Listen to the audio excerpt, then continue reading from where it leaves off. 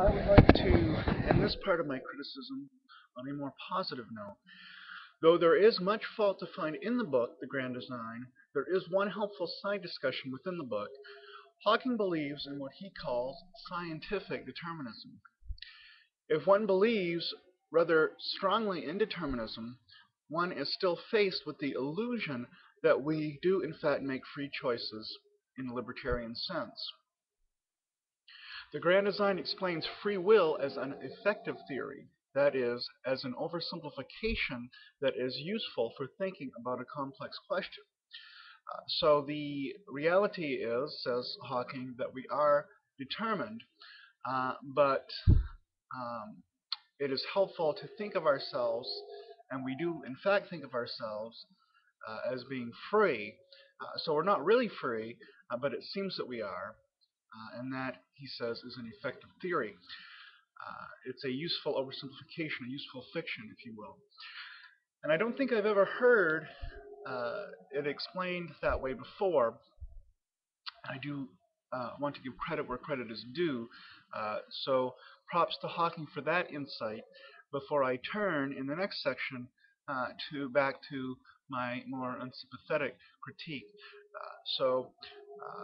The illusion of free will is a useful fiction, though not strictly speaking true, according to Hawking. All right, so the next section, miracles and the laws of nature.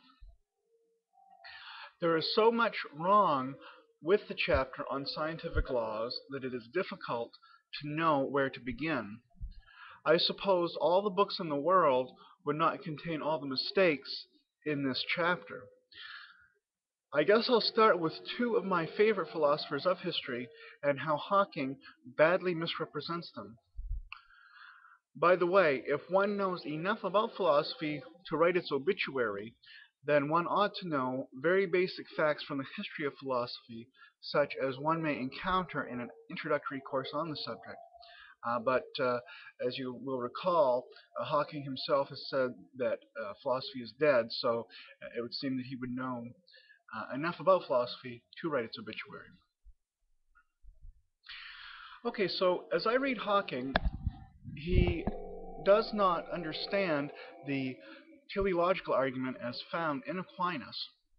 It seems that he, that is Thomas Aquinas, is presented in the Grand Design as believing that, say, planets have immaterial souls that keep them in their orbits. But now we know about gravity. Well, the end towards which the planets are moving by maintaining their fixed orbits is not, I think, due to their planetary souls in Aquinas. Rather, it is God himself who is the guiding mind.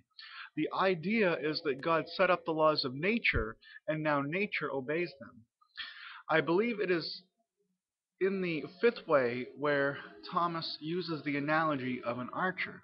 It is the archer which determines the goal, namely hitting the bullseye, and not any intelligence within the arrow in and of itself.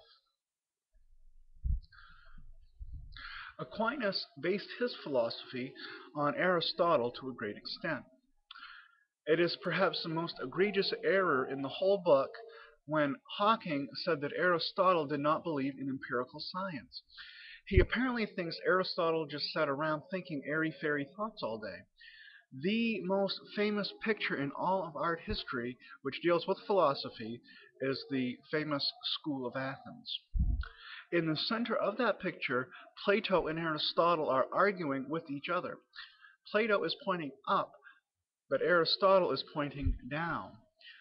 Pointing down at the concrete objects of the earth, which he observed and studied in opposition to the more idealistic perspective of Plato.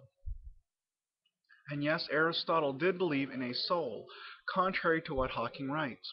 It is the soul which gives form to the primary matter. Maybe Hawking isn't as much of an authority when it comes to philosophy after all.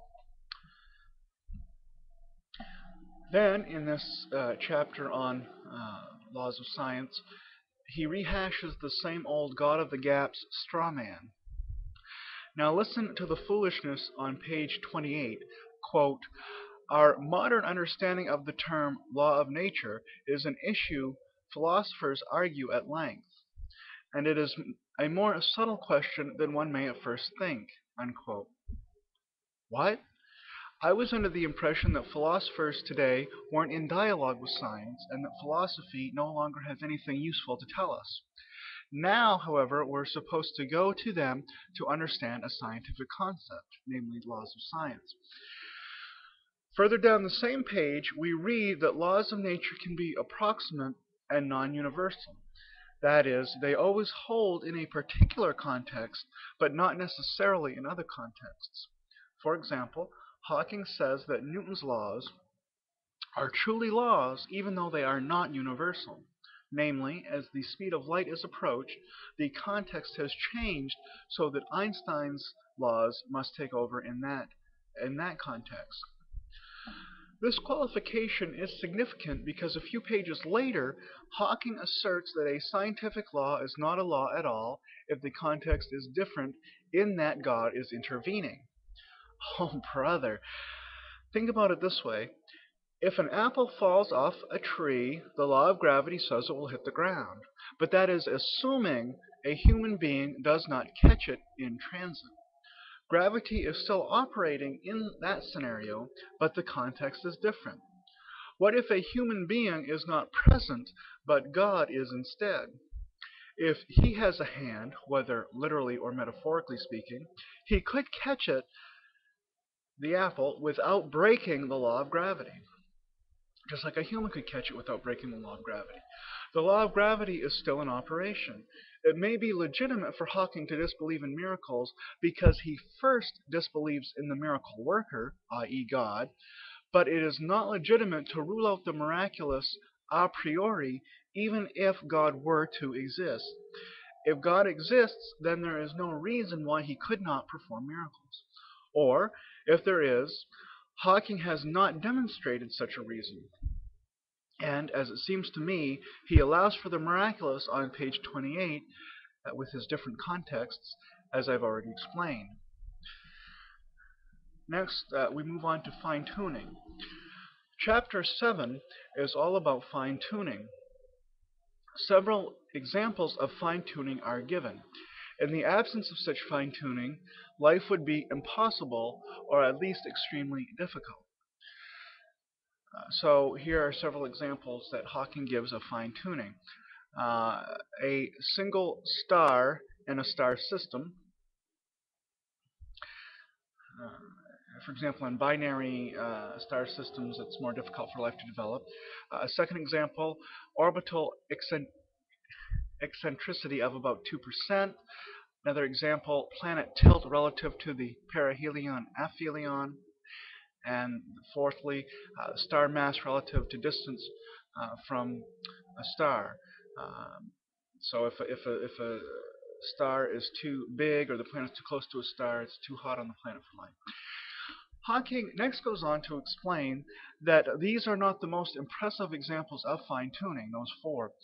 These are environmental as opposed to universal instances of fine-tuning. The really remarkable instances of fine-tuning are the ones at the bottom of the physical realm.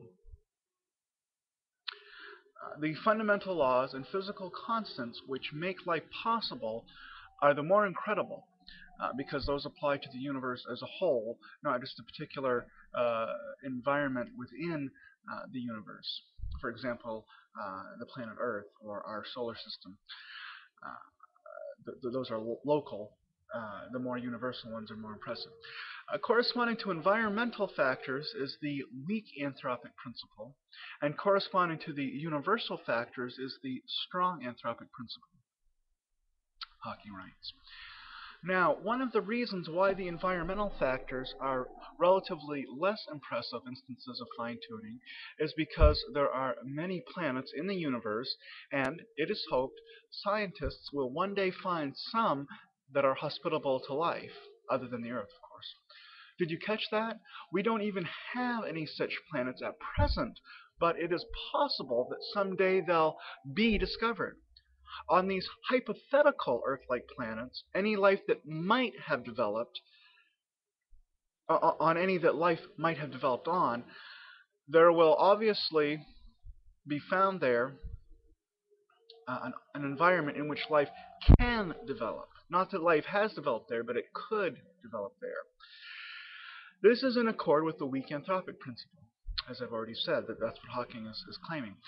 Life can obviously only develop in an environment in which there is an a priori possibility for life to develop. So, Hawking argues, in light of the vast number of different environments in this vast universe of ours, it is not surprising that at least one of them just happens to have the environmental fine-tuning to allow for life, our own Earth, and perhaps other planets as well, as yet to be discovered. There are problems with this argument, however. First, just because we have an environment in which life can develop, that does not mean that life shall develop. Origin of life studies has proved to be a tough nut to crack. For all current scholars know, it could turn out to be the case that environmental factors are merely getting the ingredients in the right place at the right time. But it may very well be that a transcendental baker, if you will, is necessary to mix the ingredients together and to cook them. Whether that ultimately turns out to be so, the least we can say at this juncture is that chemical evolution is at present an enigma. We cannot be confident that environmental fine-tuning alone is enough for life, and there is nothing in the weak anthropic principle, as I understand it, which mandates that life must develop where it can develop. Yet Hawking glosses over all this in his book. The second problem with his argument is that our planet is unique. So far as current science can tell us, there is no planet which is known to be hospitable to life aside from Earth in the entire universe. And there is no known life in all the universe apart from Earth. So life has developed on Earth, but if there are other planets where life is hoped to have developed, we do not know of them at present. While scientists have been looking for a relatively short time for other planets that support life, that life has developed on, the fact they have not found anything yet is significant. If the universe is as vast as it is, then there should be more than only one planet which is hospitable to life, one would think. If the uniform environment of billions of planets throughout the cosmos are all inhospitable for life, with the one exception of our own, then such environmental fine-tuning is surely remarkable after all. This second objection of mine is based on limited scientific data, but it is current data, not hypothetical data which may or may not someday be discovered, as Hawking is hoping to will be the case, that we'll find other planets which are hospitable to life. Hawking moves on from environmental fine-tuning to the more remarkable fine-tuning of the universe as a whole, and I'll have to leave this, well, I guess, yeah, I'll have to leave this for part 3, this universal fine-tuning as Hawking sees it. Thank you, and stay tuned for part 3 of this critique of Hawking's book, The Grand Design. Shalom.